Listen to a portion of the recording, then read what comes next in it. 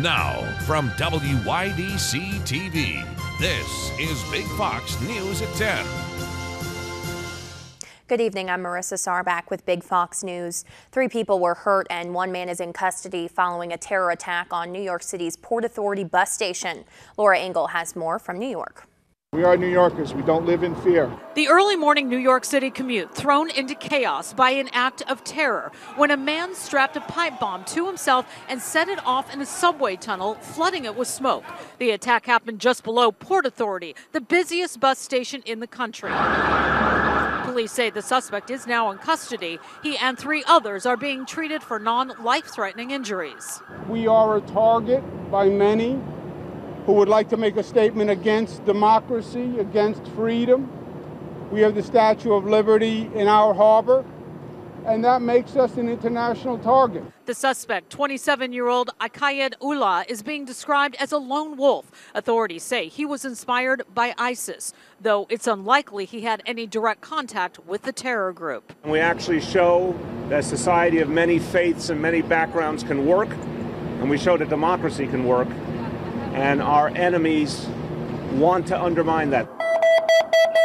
The explosion triggered a massive emergency response, both above and below ground, and the terminal was reopened just a few hours later. Commuters here say they're thankful police and firefighters acted so quickly.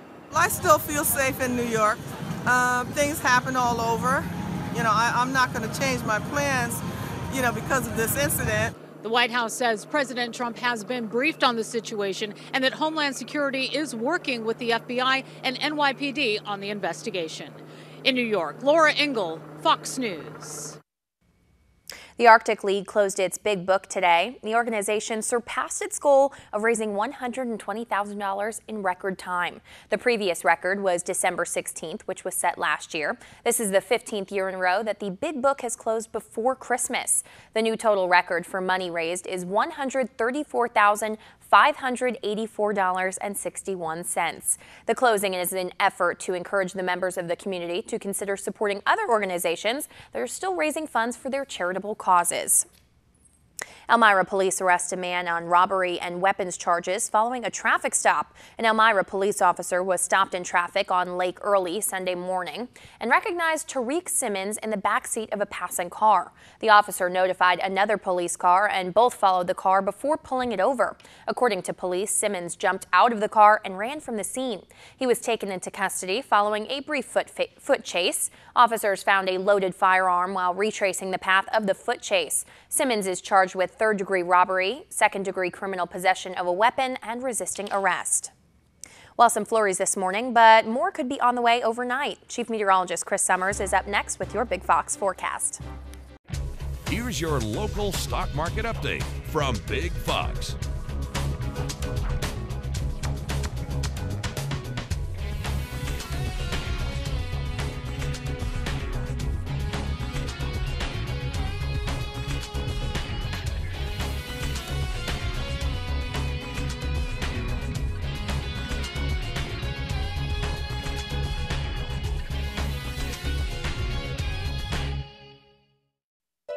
Now, your Twin Tiers forecast from Big Fox.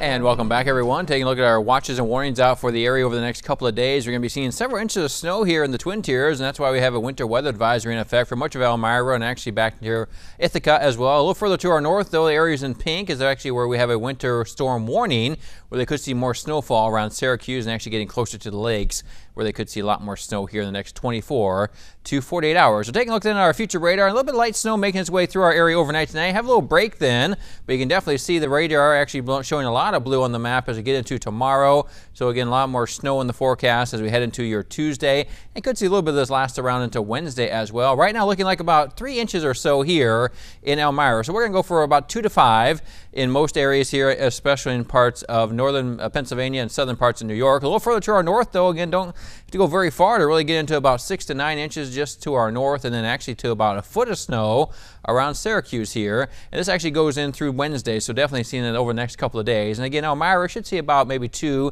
or possibly 3 inches here in the next 24 to 48 hours. So windy and breezy conditions, going to light snow around the area for your Tuesday, keeping some of the snowfall around our area for Wednesday as well, and all because of the low pressure system as it moves way through our area and actually moving well off to the north and east, and behind that then windier conditions come in too, so definitely see some of that blowing snow possibilities as we head into Wednesday and Thursday as well. Overnight lows tonight drop into the 20s. Again, seeing a little bit of snow around the area, about 1 to 3 inches. It could be seeing that in a forecast for your Tuesday too, upper 30s to low 40s around the area, and then much colder weather moving in by Wednesday and Thursday. Yeah, highs in the upper 20s, 28 degrees a high by Wednesday, 28 by Thursday, and even could see a little more light snow by Friday as well before we eventually moderate temperatures a little bit for the weekend, getting back to the mid-30s on Saturday.